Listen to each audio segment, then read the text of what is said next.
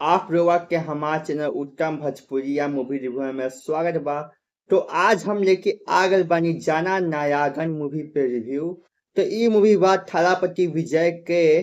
तो मूवी काफी मस्त मन लगा भाई, ये रीमेक मूवी बा लेकिन काफी अच्छा मूवी बा। और ये थालापति विजय के लास्ट मूवी बा दोस्तों। काहे कि उ बन गए बानी तमिलनाडु के सीएम। आप लोग को पता ही हुई, तमिलनाडु के सीएम उ बन गए बारन। तो मूवी के स्टार्टिंग होला जब लोग वोट देवे से डरन, काहे कि गुंडा बदमाश लोग हाथ का जोत रहन। और एक बच्ची डरते है तो पुलिस वाला के पास आगे कहला कि हम एक तोहरा पुलिस वाला के कहानी सुनाओ तानी।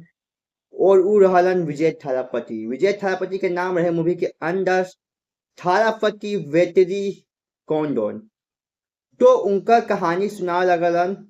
और उनका जेल में एक कैदी की तरह दिखावा जाएला। उजू ना जरूर खतरनाक कांड करे रहन, यह जो कैदी बनल रहन। और उनका माई भी कह दो दिया कि कैदी भाई यह जो जेल में चल जालन। ओकर में बहुत ही खतरनाक मजबूरी रहे, काहे कि अगर उन्हा कहती तो थारापति के जो बा ना पूरा गांव वाला के मार देवल जाइत और उनको मार देवल जाइत। और थारापति के भी मार देवल जाइत, उसे तो थारापति के कोई मार ना सकेला। तो थारापति के पास भी बा, वो पुलिस रहन बेसिकली, लेकिन वो के बाद कैदी बन गए रहन। क्या बहुत ज्यादा क्राइम करे रहन, ये कैदी बन गए रहन। तो वो जो बा ना, वो पुलिस स्टेशन में एक नया पुलिस आवला। और वो थारापति के बारे में जानेला कि ई तो बहुत ही अच्छा आदमी बा। तो ओका बारे में जो बा ना, वो जेल से रिहाई करके ओका नाम डाल देवला। और फिर वो जेल से निकल जाएला थारापति वेटरी। और वो पुलिस वाला के पास एक लड़की भी रह लिया, ओकर बेटी रह लिया। ओकर नाम रहला वीजी। जो वीजी है ना, वीजी ओकर बाप के एक्सीडेंट हो जाएला और वो बाप मर जाएला। तो आप लोग ट्रेलर में देखे हुई कि एक लड़की रहला थारापति के पास। तो वो लड़की असल में थारापति के बेटी ना रहली, वो पुलिस के जो बा ना बेटी रहली। तो ओकरा पालन पोसेलन और ओकरा पुलिस के ट्रेनिंग देवे लगलन। और ओकरा बहुत ज्यादा ट्रोमा रहे, कि वो अपन जो बा ना माई के मौत देखले रहे। ये रहे ओकर बहुत ज्यादा खतरनाक ट्रोमा रहे। और वो बड़ा हो जा लिया और चाचा चाचा कह लिया थालापति के, क्या वो घर रहन कि हमारा चाचा बोलैया कि हम तहार चाचा हैं। और लास्ट में जो बा ना काहे मस्त डैडी और डॉटर के खतरनाक फाइट देखने के मिला, जब वो गुंडवन के मार रहन पटक पटक के, काफी मजा आयल। और मूवी के अंदर बॉबी देओल विलेन बारन। पहले वो पुलिस रहन, लेकिन एक सीएम उनका बहुत ही खतरनाक बेइज्जती कर रहत।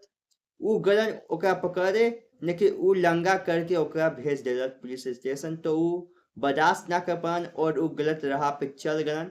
और उनका नाम जो बा ना डॉन हो गए, जॉन हो गए दोस्तों। डॉन नहीं, जॉन, जॉन हिमलर। तो जॉन हिमलर नाम हो जाला। और वो बहुत ही खतरनाक क्राइम करेलन। और मूवी के अंदर एआई के भी यूज कर गल बा भैया। तो समझ जाई, बताओ जाता कि एआई आने वाला बा बहुत ही जल्द। तो एआई के भी बहुत ही मस्त यूज कर गए। अब बहुत ही मस्त मूवी रहे दोस्तों। इंडिया पाकिस्तान भी मूवी के अंदर आप लोगों को देखे के मिली, पॉलिटिक्स भी देखे के मिली। और ये भी आप लोगों के समझ में आई कि बिना सोचे समझे कोई भी मंत्री के वोट ना देवे के चाहिए। ये भी बा दोस्तों। ये मूवी के ऐसे नाम बा, जाना नयागन नाम बा, जाना नेता नाम बा।